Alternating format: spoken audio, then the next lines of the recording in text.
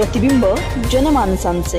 घरकामासाठी परदेशात नोकरी मिळवून देण्याचे आमिष दाखवत महिलेची फसवणूक करून तिला कतार येथे नेऊन देहविक्री करण्यास भाग पाडण्याचा प्रयत्न झाल्याचा गंभीर आरोप समोर आला आहे।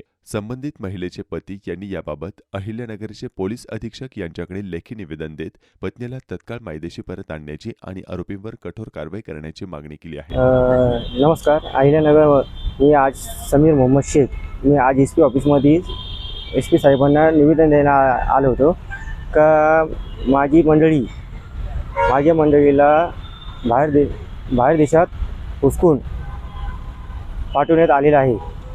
तर याच्यामध्ये फरीन शेख आणि त्याचे सह अजून एजंट लोक आहे, यांनी हे काम केलेलं आहे। माझ्या बायकोला फुसकवून तिकडे बाहेर देशामध्ये पाठवलेलं आहे।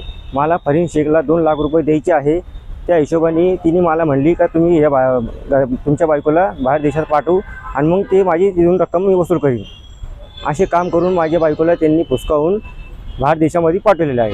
आणि ह्याच्यामध्ये यांचे पुढे यांची सकली आहे। फरीन शेख आहे, इम्रान हे आहे आणि एक साजिद म्हणून आहे। हे तिन्ही 4 एजंटमुळं माझ्या बायकोला यांनी तिकडं पाठवलेलं आहे बाहेर देशामध्ये। आता मला जे सांगितलं होतं त्यानुसार माझ्या बायकोला तिथं पाठवून दुसरं काम करण्याच्या बाबतीत मला कळलेलं आहे।